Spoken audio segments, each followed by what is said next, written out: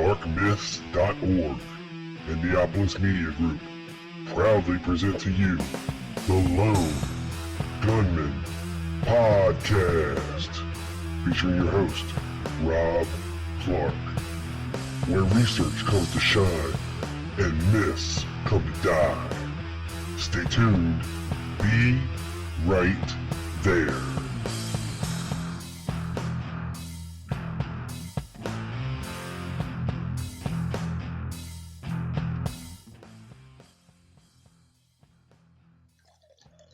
What's up, everybody, and welcome to the show. This is episode number 146 of the Lone Gunman Podcast, and I'm your host, Rob Clark. And I'm back, and my buddy Bart is back, and we got another treat for you. Hey, from Dealey Plaza, UK. Bart, what's happening, man? I'm good, thank you very much. Thank you for having me. We've had a very good weekend, last weekend, on the 28th and the 29th of April. We had our 16th, if I'm not mistaken, seminar in Canterbury, which is southeast below London. And we have been doing it at Christchurch University. This university has some really good facilities for seminars like what we do. Very good audio facilities and video as well. And it's just a pleasure. Last year I was only there for a day. The year before that I did a 2-hour talk. And this year I did a 2-hour talk just on the interrogations of Lee Harvey Oswald. And on top of that, I split that in two with the first hour, which was just before the liquid lunch. It was a liquid lunch. It's always good. It was always good. The first hour was about the participants of the DPT, Secret Service, FBI, ATF, and Harry Dean Holmes of the USPS, and so forth. All the people that were actually there while Oswald was either being transported or interrogated as such. That was quite a tough thing to do, to cram all that in an hour, and I had to keep it relatively basic. And the second half I did, which was after lunch, and which was about the legal aspect of the whole thing. Did Oswald get legal representation? Why did he not get legal representation? Did he ask for a lawyer? Did he say he was innocent? This, that, and the other, blah, blah, blah. And I made an attempt on putting it all together, not chronologically. I will do that, but the material that I showed was mostly videos from Oswald in the corridor and what he was saying during the press conference. And, of course, I also showed different versions from different news broadcasting companies, because they all have their own material or actually acquired different material as such. So it's good. Right. I mean, that's one of the positive things about that whole thing inside the DPD. There's quite a lot of footage and photography available about Oswald being going through the corridors with the DPD and the Secret Service and FBI guys in tow and so forth. So it was just fun to do. I didn't do anything last year. I wanted a break, and I did this one because I released last year in September the first version of Oswald's interrogations, which is clocked at, I think, about 308 pages. And at this point, I've got about 394 pages ready. And I'm just going to be over 400 because I'm still expecting stuff. And once I've got that, which probably is going to be about a couple of months, I'm going to release the second version. And I've already got more leads, but they're going to take longer. So later this year, there'll be another version coming out. And then we'll see. I'm going to start making some movies as well, like I did with the Prayer Man movie. They're going to be like short clips. Now, I said that already about the second floor lunchroom encounter. But I've waited a year. And I'm going to start working on those probably next month. And then slowly they'll be being released in about like 15 or 20 minute segments, and there'll be like 4 or 5 movies of each quarter. The first quarter is, of course, the second floor lunchroom encounter. The second is the Oswald's interrogations. The third one will be the Texas School Book Depository, which is also a paper I've already started to work on, which is already 200 pages long, without having written one piece of text practically. It's just the documentation and pictures. So that's already 200 pages. And the fourth one is, of course, going to be on Prayer Man, which I've started a little bit on, but not really much. But I don't expect to start on that until next year. So so the on that same day, I also interviewed Malcolm Blunt. Malcolm Blunt I interviewed 2 years ago as well, and probably the listeners will remember because you shared the audio of that particular interview back then. And well, he's a really easy guy to talk to. He's not somebody who actually likes to be in the spotlight and say like, oh, here's my research. But in the background, he does share. He has given me some incredibly valuable documentation, a lot of stuff that I absolutely had no idea that it existed. And this is the beauty with Malcolm. Every time I meet him, and I meet him maybe once or twice a year, and I read, of course, and listen to his material when he speaks with Alan Dale on jfkconversations.com. And it's just incredibly interesting how someone like him basically spends a lot of time just going through the documents.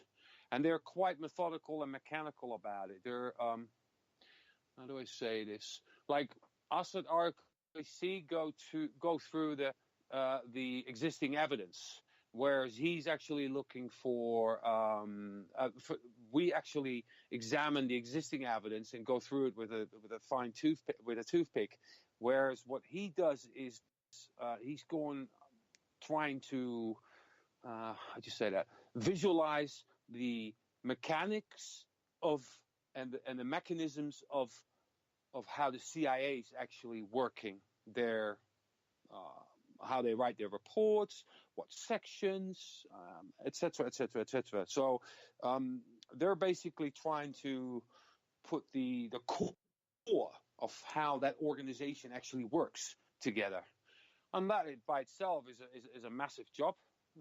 Of course, guys like Bill Simpich, John Newman, and Malcolm, of course, they all confer with each other in a very collegial way, and I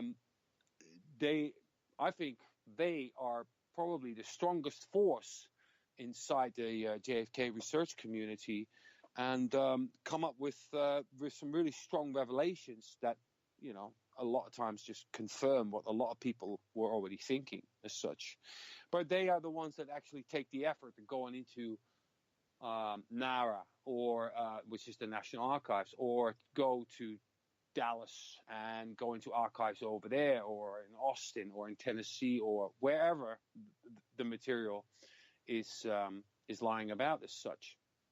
So yeah, I mean, I myself, I'm not really that up to date with what they're really going for, etc. But I'm always really, at the same time, Malcolm is very gracious, and when he finds something that he knows that I'm interested in, and for instance, in the update that is coming up of my interrogations papers, he's given me about 15 pages worth of solid material of Forrest Sorrells, who is the lead Secret Service agent in Dallas.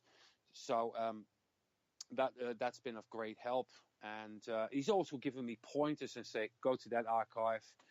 He pointed me to, for instance, to an archive in Tennessee of Holland McCombs, who was a journalist for Dallas Morning News, but also for Time Life. And through that archive, I found a few bits on Roy Truly, Billy Lovelady from the TSBD, of course. But I also found out that basically Holland McCombs was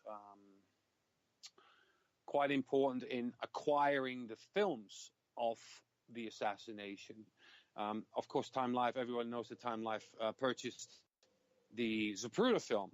But at the same time, they were as active of actually trying to get the DCA film, for instance, or pictures, or anything that was related regarding Dealey Plaza and the assassination as such, they wanted to get their hands on. So I've just gotten hold of a lot contracts and correspondence between Patsy Pascal and, just all, filmmakers that were basically around Dealey Plaza as such. This is another side project I'm actually working on. But anyway, getting back to the conference.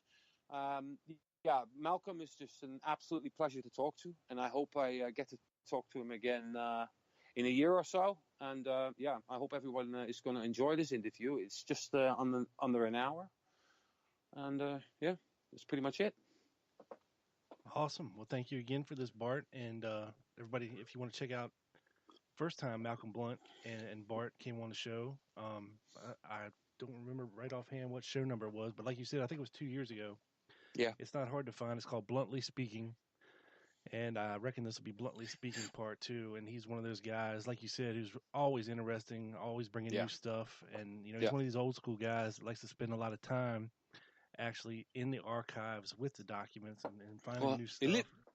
He lived almost a year, just over a year in Dallas. And I think he lived about 6 months in Washington, just next to the archives. Just got an apartment and just started living next to the archives and just goes in there. And then in the interview, he says himself, the collection is massive. I mean, people are talking about like 5 million pages. That's quite a lot of pages for a guy that supposedly shot the president, isn't it? Oh, yeah. It's crazy. I thought it was so clear cut. So how comes we need 5 million pages to explain that? And how come they're still holding on to a bunch of them, too? That's another topic for another day. Yeah, Trump is a pussy, but yeah. I know.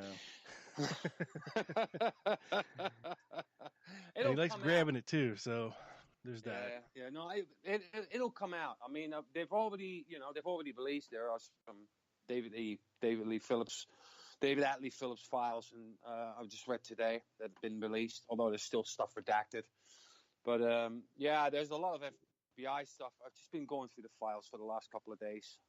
There's loads of stuff. But it's like a needle in a haystack, because the problem is that nothing has been tagged. You see, this is the biggest grievance for me. Now, for the listeners, it's a really simple thing. When you look at the documents, you can click on the link and it will take you to the PDF. But when you look at the summarization pages, which have about 50 odd documents on there, there is very little said. It just says from to and from. So it will say like Belmont to director of FBI. And other than that, you don't see anything. Now, if you compare that, for instance, with something really old, like that's been put together, like the Weisberg archive, well, you just go in the search box and you just put it in there, any name, and it will show you all the documents that are related to that particular person or instance as such. You can't do that with the archive. Now, I'm thinking, my God, they've had this stuff for 25 years. And even if they started 5 years ago, and that was already, the Weisberg archive was already online at that point.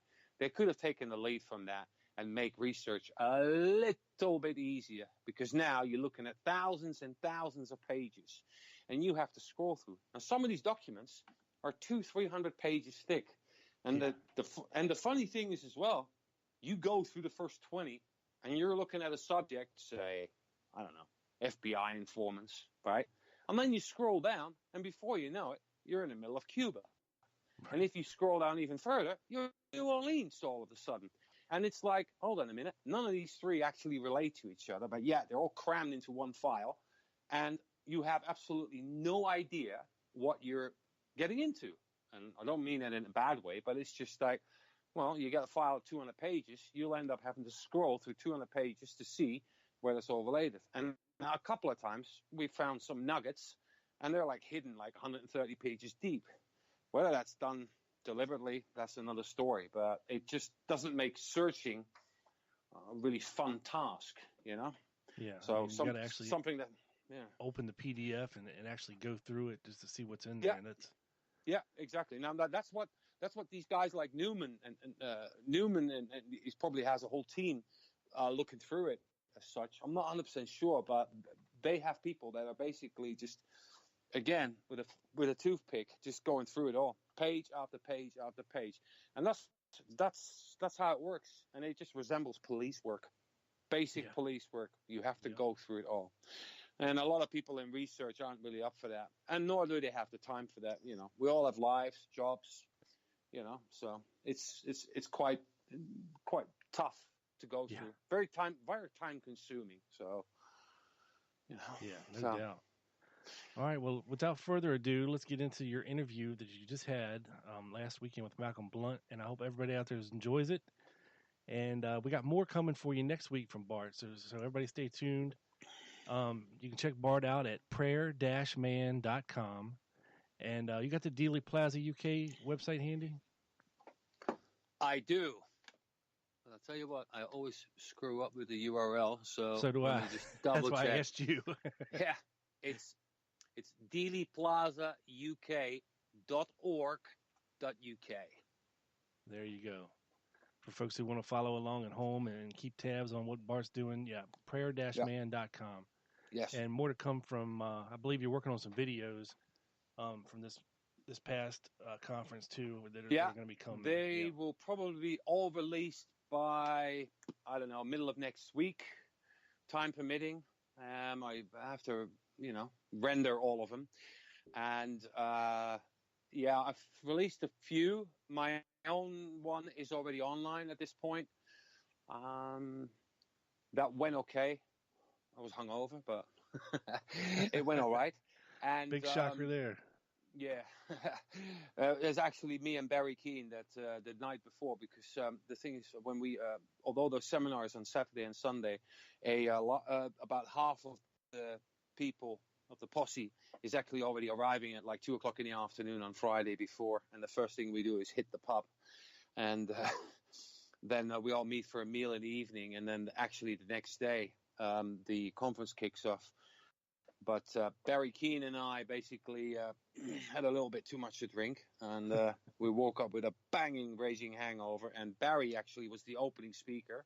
Oh He no! was doing he was doing the piece on Harold Skip Ryberg, who, for those that don't know, he was the illustrator of the wounds on Kennedy that were used by the Warren Commission. So that reddish drawing of Kennedy's head bending forwards and with that bullet apparently going from the back through the front, etc. Right. Now, Barry did a piece on him about, 12 years ago, and they've always been in touch. So he got all the original material sent by Mr. Ryberg just before he passed away. So he got this massive box sent over. So, and I said to him, like, look, you need to do this. You need to do a piece on this. And he went, yeah, and he did. And it was really good. But it was tough because he was hungover, and I was straight after him, and I was hungover as well, and I had to do it for 2 hours. So, oh well, lesson learned. Look, we can look forward to checking out your hungover video next week. Yes, yeah, you do. So, well, anyway, let's have Malcolm do the talking on this one. I think it's a really nice interview. It's not as specific on documentation. So if you're looking for real specifics, it is more about Malcolm as a researcher and finding these documents as such and talking about it. Cool. Always interesting. So here we go, everybody. Malcolm Blunt.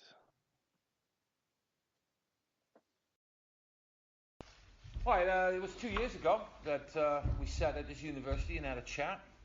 And I thought a few months back that it's time to have another chat.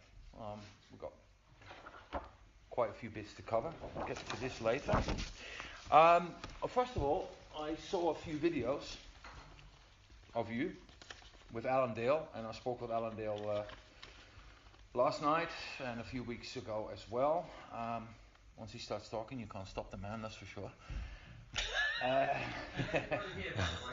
you hear us all? Yeah, all good?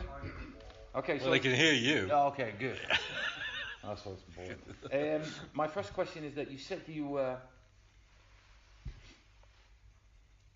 read some books which you got fed up with, as they all presented a different idea with regards to Kennedy assassination.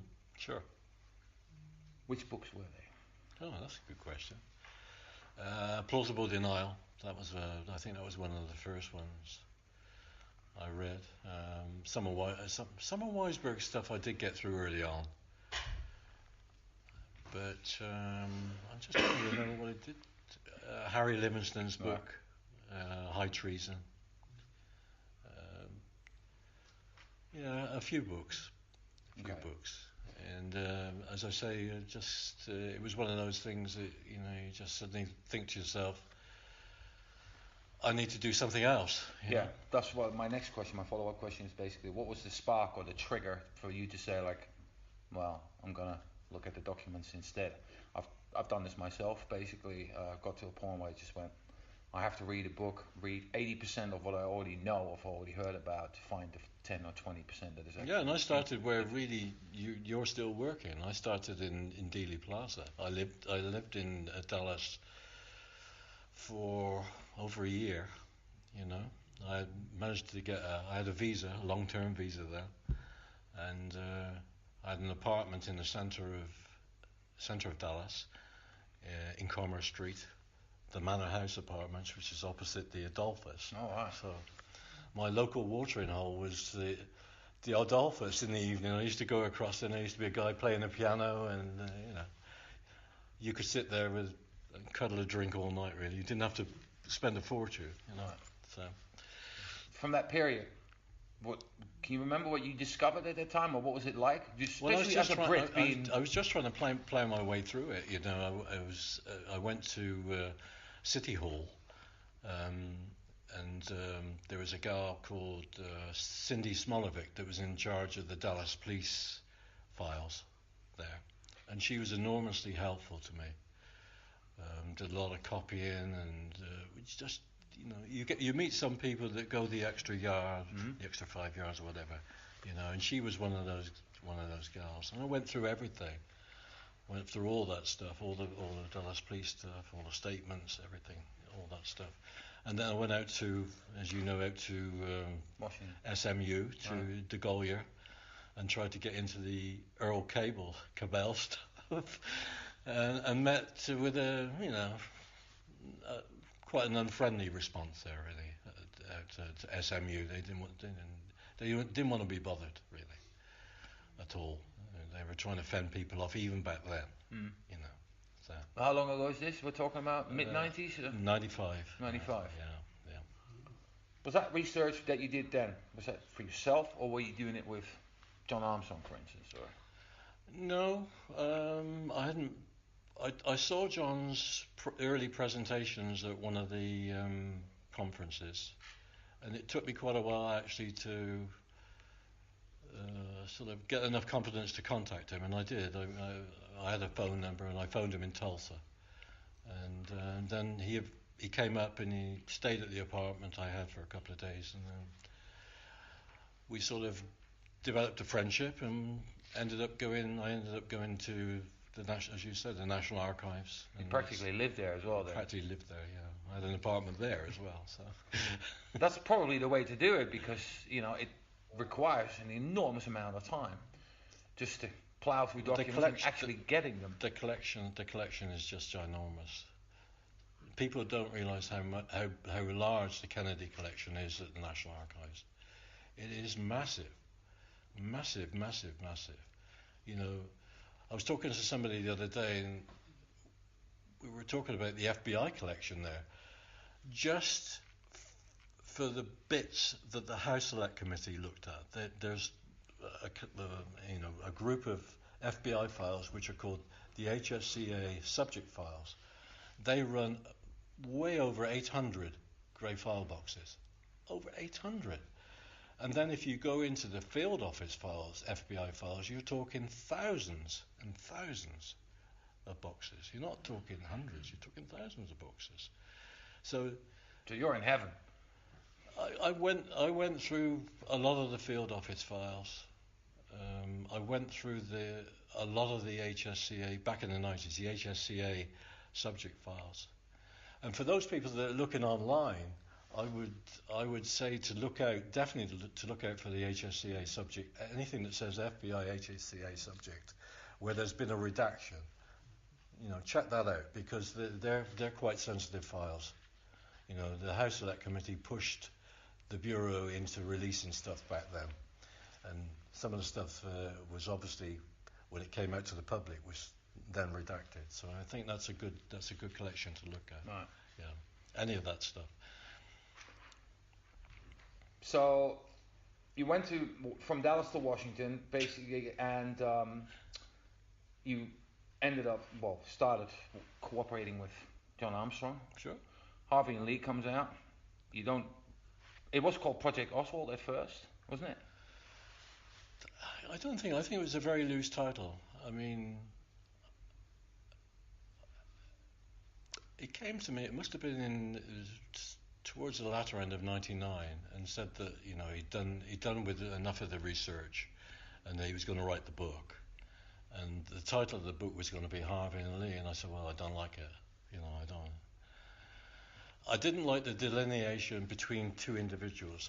I always saw the Oswald thing as intelligence use of the Oswald identity. That's when I saw it, and I still see it as that. Mm. Although I think he's rock solid as regards to two individuals in New York. I can't get any other way around that. I've tried, Bart, and I can't. Well, because of the interviews we did with those people that went to school with Oswald at Ridgely West. You know, if you talk to the girls, the ladies, there were girls back then, they all talk about Oswald as being a big kid at Ridgely West. And I gave one of those girls, one of those ladies, the Bronx Zoo photograph. Oh, the one with his massive nose. In front of the zoo. And she looked at it and just went like that. And she took it over to two of her friends. And I could look over and they were going like this. Yeah, just going, no, it's not him. It's not him. No, but that picture's got a massive problem anyway, because he's got a nose the size of a fist on that particular picture. I'm not kidding. You check out the Bronx Zoo picture, it's got a massive nose on it. It's just wrong. So But also, if you go into, I interviewed Dorrit Wolf, who was his art teacher at Junior High School 112, and I don't think maybe Lifton got to her. I'm not sure, but up until the time I'd spoken to her, nobody's ever spoken to her, and she tells a story of a constant story, which I find it flows through everything. The fact that the FBI did not do they did their job in a certain way, you know. She says that there were lots of people interviewed from Junior High School 112, but you can't find it. You can't find that stuff when you look at the files. In other words, it's been pushed to one side, you know. And she says she wrote reams of letters to. She was so concerned about Oswald. She wrote reams of letters to the social workers, right, you know, to try and get some attention on this scrappy little with a hearing problem, little individual. You know, not youth house 5'2" guy.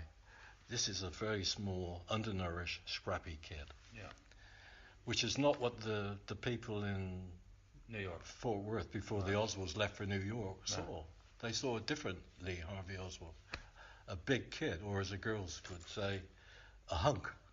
It's a hunk, you know, a big husky kid that they had a crush on. It's nothing like this scrappy little kid up in New York, in Junior High School 112.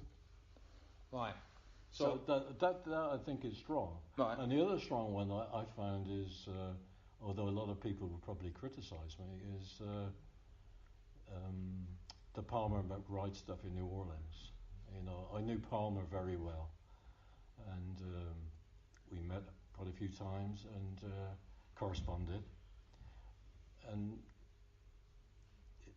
his timing of sort of October 57 through into the spring of 58 is rock solid, because he bases everything on space exploration, stuff that was going on. He can actually tie things together and dates together and stuff.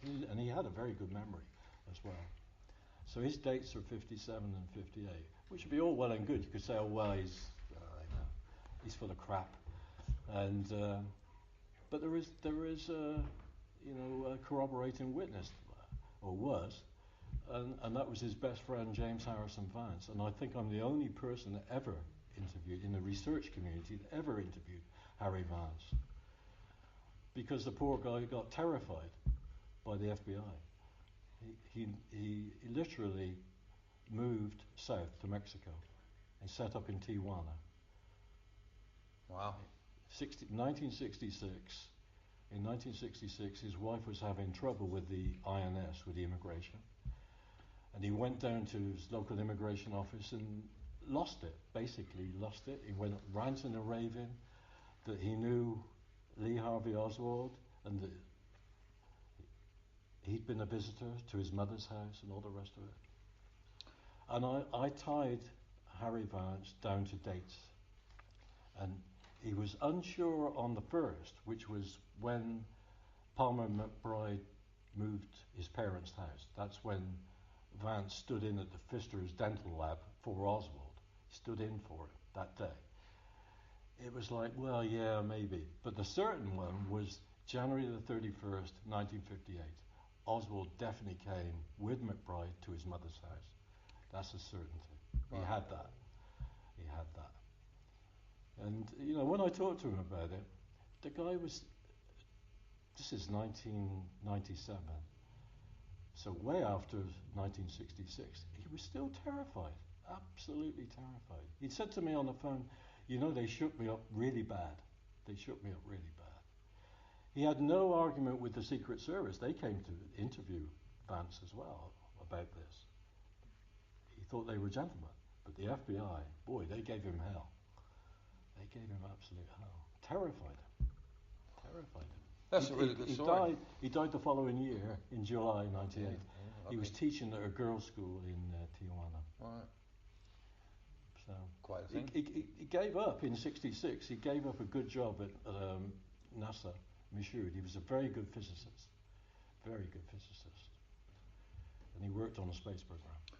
Well, I'm on the internet a lot, and I frequent forums.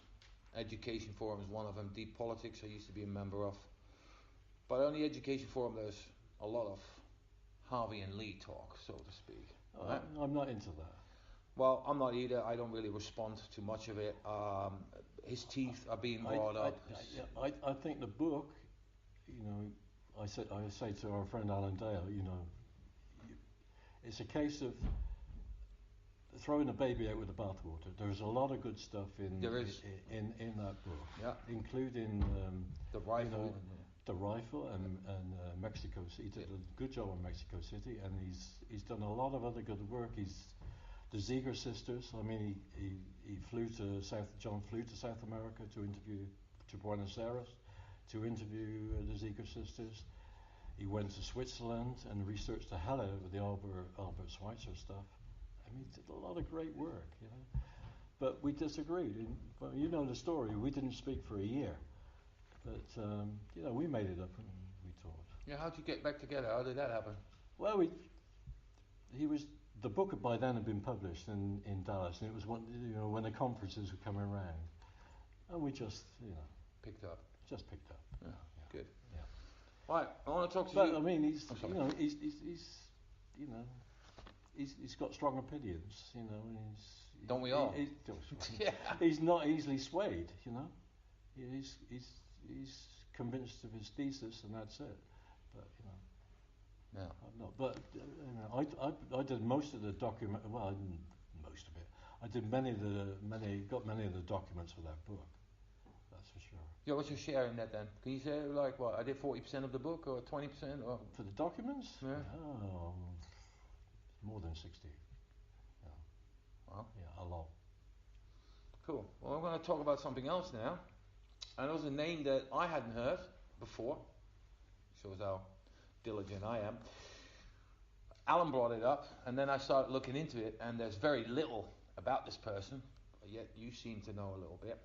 And the person that we're talking about is Betsy Wolfe. Oh yeah. HSCA investigator. How do I see Betsy Wolfe in relation to, say, Gate and Fonzie? She was a different type. She worked on different stuff. You know, she was working on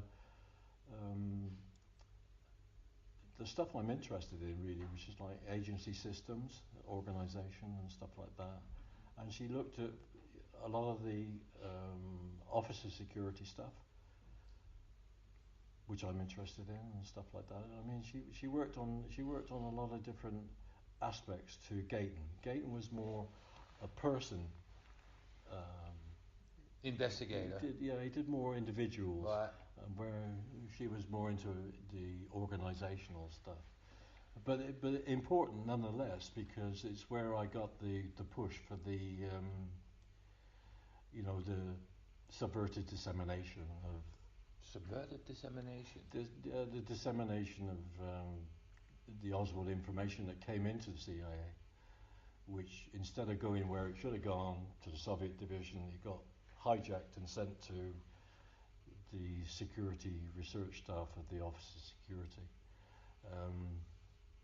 who were very, very, very close to Angleton's group, CI-SIG. So, but that was a way of doing things, you see, because that avoided the opening of a 201, which is that.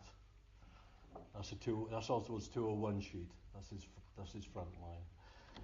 So, because the Office of Security doesn't open 201s, it has its own filing system. Right. It kept Oswald out of the normal loop. There was no.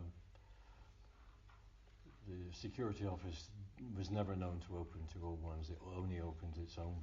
It had its own filing system. Right. And so the Oswald information was kept out of the main, apart from one part of the central filing system, which was RID indexing.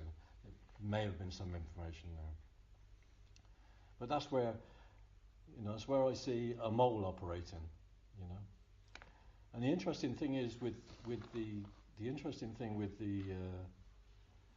all that business, the Oswald defection, is that Angleton, I think, was probably overseeing all of that. I think I'm pretty sure. Right. Yeah. It's quite a bold statement to make. Yeah, I think so. Okay. Well, after 20 years digging through the documents, you're allowed. What else about Bitsy Wolf is interesting because there's so very little of her on the internet. Nor is, I've been told, very hard to get hold of and doesn't want to talk, does she? Yeah, I asked Jim Lazar about this a few years back, and Jim told me that she didn't want to speak to anybody. And I've heard from other people exactly the same. She's done with it. That was it. That's the information I have. But she did great work. Well, obviously. But there were a few good investigators, a few good HSC investigators. There were some good ones. They really tried their best. Of course, Blakey diverted a lot of people, I think. Diverted them to the mafia side of things, or tried to, and didn't put enough emphasis on CIA. They got a pass from Blakey, I think. Yeah. So let's talk about Oswald security files. Is that part of it? No, that's the 201 file. Right. So what are the security files? Security files at NARA. Right. Also security files at NARA. And they started out in the 70s. When they reached the House Select Committee, they were a 7-volume set. And by the time they got to the review board, they were a 6-volume set. So there was 1 volume missing, which was volume 5. Yeah. What's the story behind this? Because I've read a few bits about it, but can you jog my memory or everyone else's? It just disappeared. Others have read it, haven't they? The volume 5 as such. Yeah, the liaison, the OLC guy, the Legislative Council guy was Scott Breckenridge, and Breckenridge is on a buck slip. He actually writes on a buck slip that Betsy Wolf looked at 1, 2, 3, and 4, and half of volume 5, and she did not look at volume 6 or 7. So the whole 7 volumes were present during the House Select Committee. And then when Russ Holmes looked later, I think in the 80s, 1983, he checked 7 volumes in and 7 volumes out. And he wrote that down. That's all down there. So it's all checkable. And when I wrote that short piece for the AARC on the missing volume, I was not expected, but I was hoping, in a way, for CIA to come back and come up with some explanation, but they never came back. Because there is no explanation. Yeah. Besides It went. Yeah. It went. Right. But it's difficult to understand why, because they showed those volumes to the Church Committee, and they showed those volumes to the House Select Committee. And yet it turns up to the review board with volume 5 missing. It's hard to get the logic, unless they discovered something in there which made it necessary to get rid of the whole volume. Yeah. Instead of maybe 1 or 2 documents, because it runs in a chronology. It runs in, Wow. strange stuff. Yeah, well, you get exposed to that strange stuff a lot because, like 2 years ago, we discussed the 50 Marine buddies' testimonies and stuff like that you've been trying to get hold of and disappear as such. Do you encounter this a lot? I mean, I only deal with NARA maybe once or twice a year, but I think for me, one of the things that irritated me most was the fact that the U.S. Attorney's Office sent up 4 large boxes in 1965, April 1965. There's a document with an accession number on, which means it's logged in. It's always supposed to be found, and yet those boxes have disappeared. And the stuff that came up from the U.S. Attorney's Office was fragments of testimony of witnesses that testified in Dallas. So we've got some of it left. They're in record group 118 of the U.S. Attorney's Office in Dallas files. So, and when you look in there, there's fragments of Ruth Payne's, some of the stuff that's been excluded from Ruth Payne's interview testimony. And other people, I can't remember exactly. I think some of the White Russians, George Buhe's stuff is in there, a few pages. And it's a sad thing when you get boxes of stuff sent up. By some miracle, it survived Dallas, came up to the National Archives, and now you can't find it. And they can't find it. Mike would know this. Even though they've got an accession number, they still can't find it. I mean, that's the Holy Grail.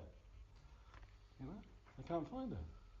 yeah, I would have loved to seen all that testimony, especially stuff from Dallas, what is being said as such. Well, I told you earlier as well, we tried to get hold of Roy Truly's deleted testimony. That's how it was published at the NARA website. All of a sudden, we were going through audio recordings, me and Dennis Morissette, and all of a sudden he said, look at this.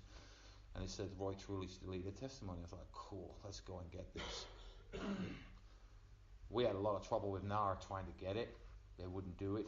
And Dennis Morissette tried a year later, which was late last year, about September, I think. He paid about almost $100 for it. And in the end, we got some guy basically reciting Roy Truly's testimony as such. And he went through it really rapidly as such. And it's about, I don't know, half an hour tape or something. And I think he put it online on YouTube as well. And you basically hear this guy just reciting it. That is Roy Truly's deleted testimony. Same with the polygraph of Frazier. I got the same thing. We thought we had the files, blah, blah, blah. And I got 30 pages back. And all of this is basically agencies talking to each other, trying to find the so-called polygraph.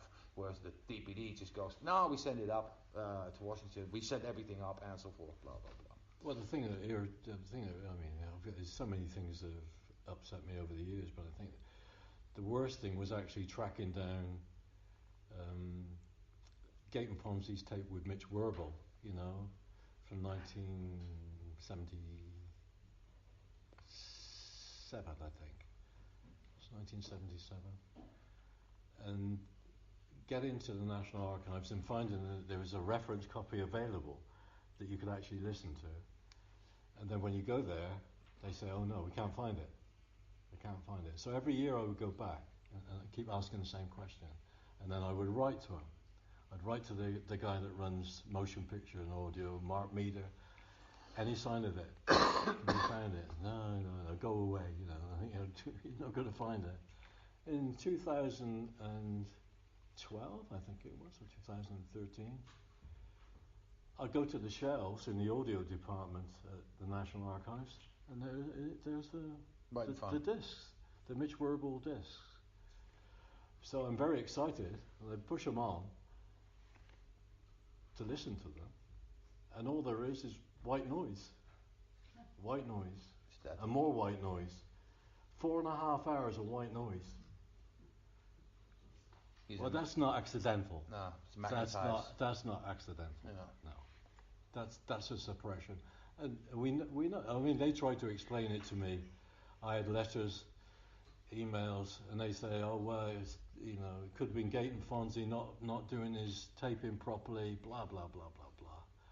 But there's a tape counter, a 7-page tape counter, so you get fragments of it, little headlines of the verbal conversation with Gaten Fonzie. 7 pages of it. So detail. 7 pages of detail. So those tapes were operational. You could actually listen to those tapes. Somebody somewhere has white noised those tapes. Now, where did that happen? Did it happen at NARA? Or did they send it back to CIA, who were horrified at what Werble was blabbing on about? Because he was soused that day, and he talked a lot about CIA proprietary companies. I know that. Stuff he should never have talked about, he talked about. Right. Yeah. Too many whiskies. Speaking of which, you just mentioned that CIA proprietary companies. In our chats last year and the year before, the one that we did, you basically said that, if I remember this correctly, the information that's supposed to come out and so forth in the documents from last year, July till now, this week, that these documents would actually give the game away with regards to these so-called companies. Do you remember? Yeah, what I think is it's an area where the can could still be kicked along the road by Trump. I'm not sure. I mean, from what I understand, is some stuff is still being withheld until 2021. So, and I'm sure that's got a lot to do with companies, corporations, proprietaries, you name it, because the tentacles go so far and so wide, and into so many different areas. Have you gone through the stuff that's been released since? No, I haven't. No? No. Well, I've got people looking. I have. Well, I thought it was a lot of rubbish. There's so much rubbish around. I mean, for me, for my subject matter as such, a lot is hidden. I mean, there's a lot on what I read through. I didn't really look through the CIA files because my interest isn't really there. But the FBI files. Well, everybody should look out for Below the Watch. Below Watch company. At the Robert Kennedy thing. At the Ambassador Hotel. That's where they were. And they're a cover company, so anything to do with Below the Watch, we should be looking for. Definitely be looking for Below the Watch. Yeah. Because I did 59, and that's when Belova was in Moscow. Interesting. And and some of these cover companies that the agency can make it, CIA can make a case because they're long-lived, they have a long shelf life. Belova Watch was probably may still be operational in some sense. It's only because there was a screw up on that one. I think I sent you the document. There's a screw up on that one document because of where it comes from. It comes from the commercial cover division. It says at the top CCD. So and then when you look at, so it's a cover company. That's where it's come from. Yeah. What I found with the documents was that there is you find one thing that is of real interest or value to what you're doing. But for every document that you find, I've got 100 or 200 to go through, basically. It's going to be a lot of that. It's going to be a long slog. The indexing is an absolute joke, because the Weisberg archive, for instance, if I compare it with that, the Weisberg archive is really simple. You put a search term in, and it goes through all the documents and such. You can't do that at NARA, because they haven't written a summarization or put any tags on it, let alone a lot of documents have no date on it, right? Either. You just go through the list, and all you see is a lot of zeros for the date. You don't see anything. You might see like it comes from the director or deputy director, and then there's nothing. So you have to open the document, actually read the whole document basically to find out. And I'm thinking, what have you lot been doing for the last 25 years at the archives for putting this together so shoddily? Because if someone like the Weisberg archive can put a search system together where every document is basically being picked up with the words and so forth, why the heck didn't they do that at NARA as such? Yeah, good question. So, let's talk about this document. This one, Yeah. pass it around. Yeah. This is out of Oswald's 201 file. This is you get this as normally as a very washed out sort of photocopy, and that's his cover sheet. But underneath is the clip. That's the like juice. Some yellow tissue paper which is clipped to this, and basically what it tells us is Soviet Russia counterintelligence did not have the Oswald information in '59. Right. So that it confirms the fact that they were cut out of the original dissemination.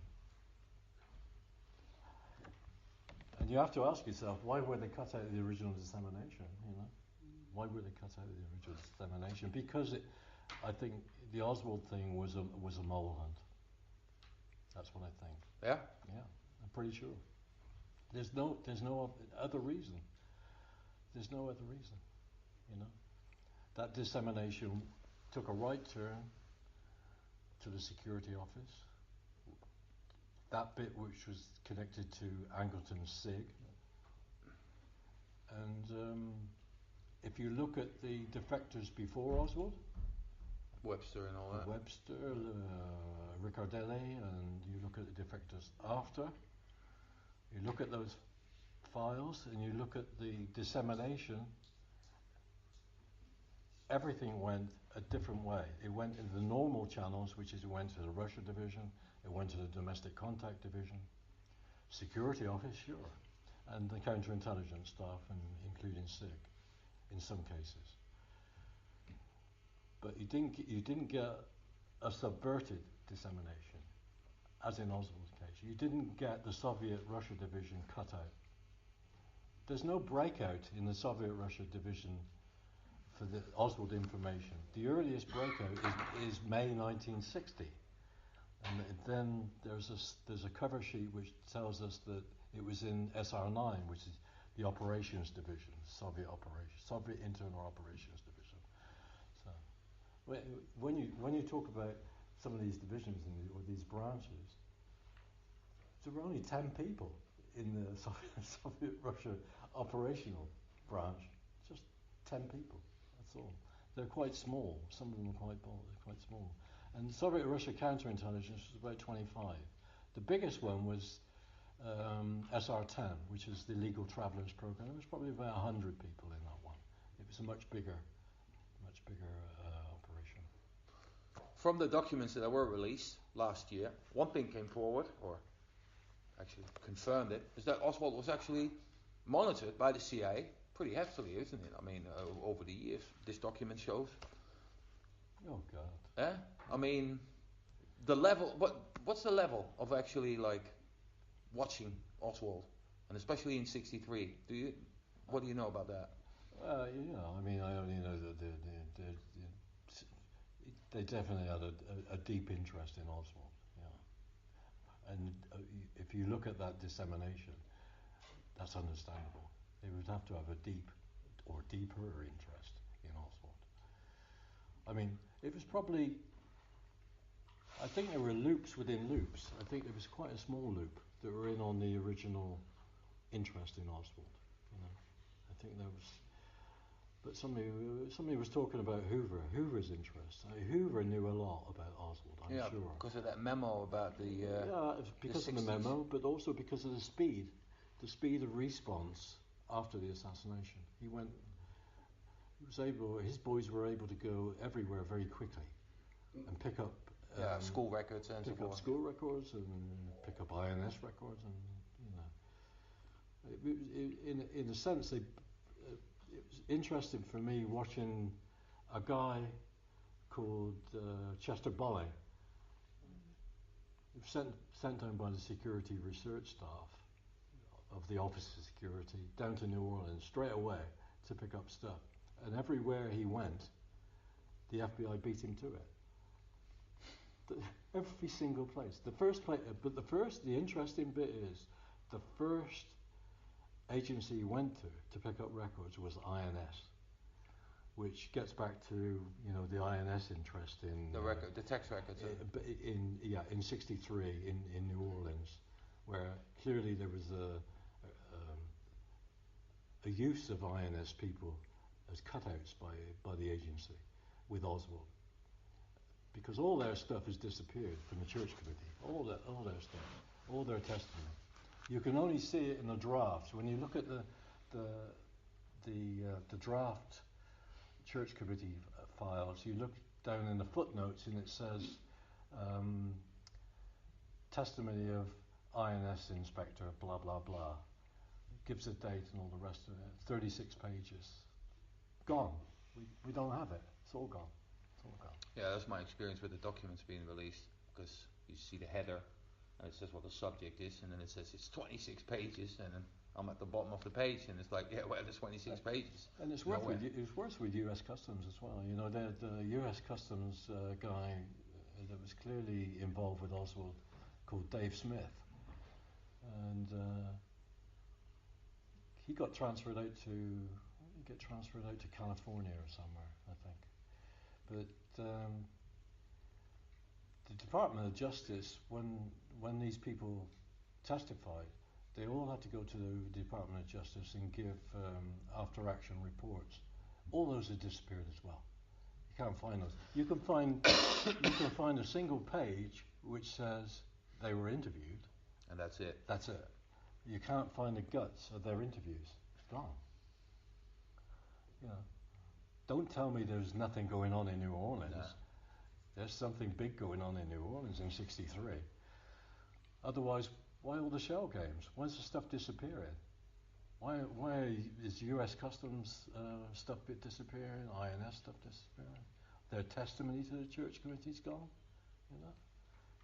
And then even when you go to justice for the after-action stuff, in other words, they go to there and make a statement to DOJ people about their testimony.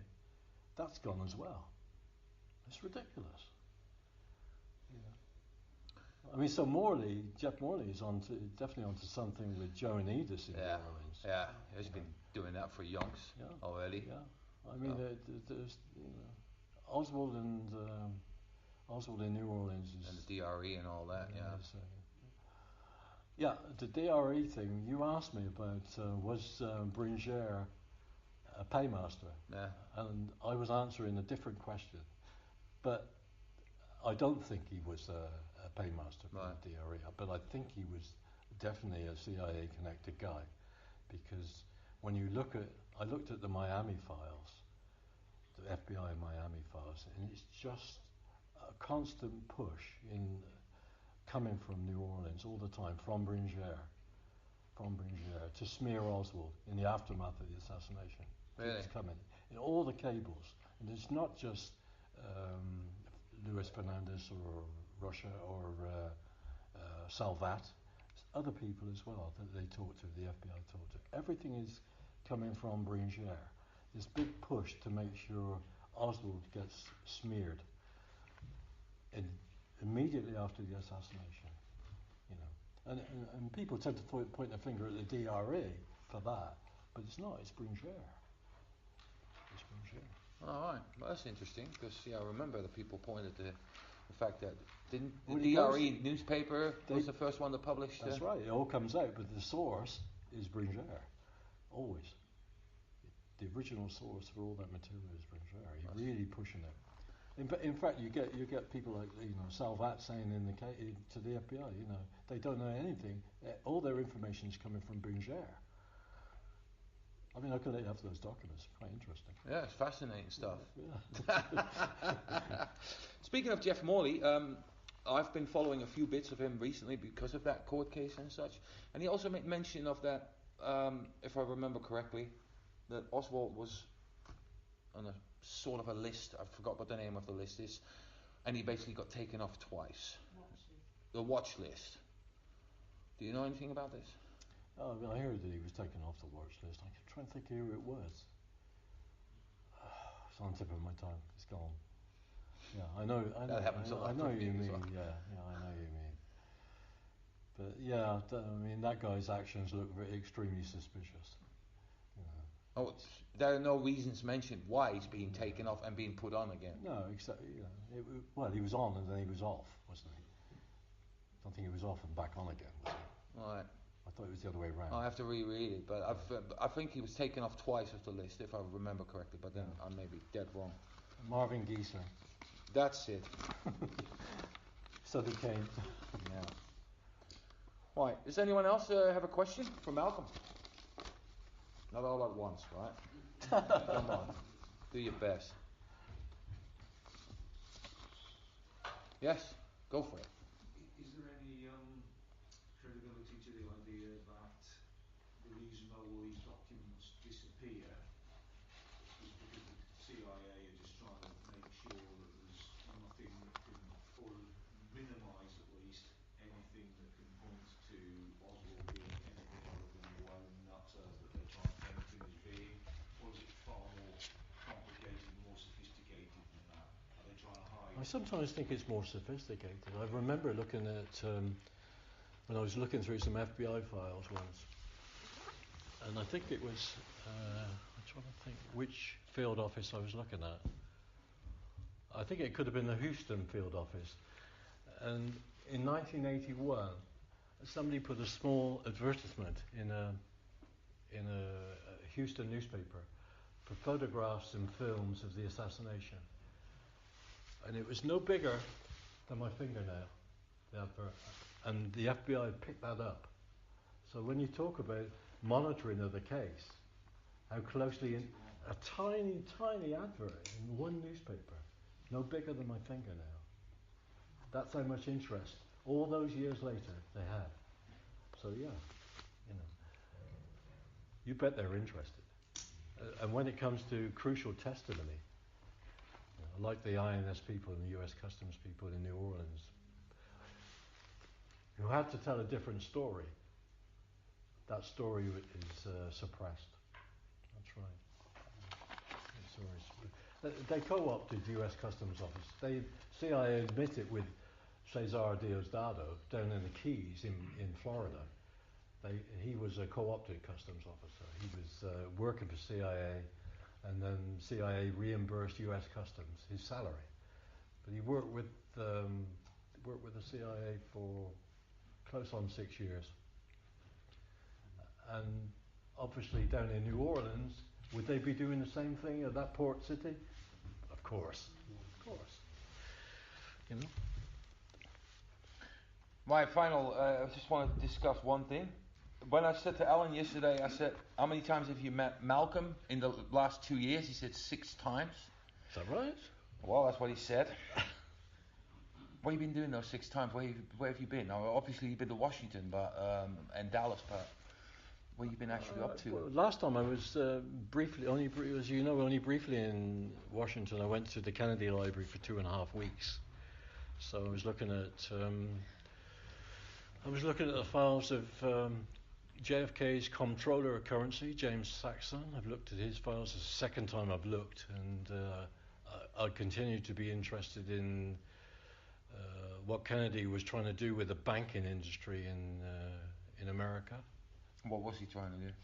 Major reforms. Yeah? Yeah, major reforms. Using his own guy.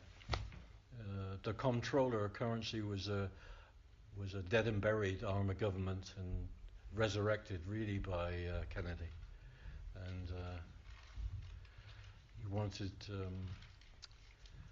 wanted to have his own monetary policy.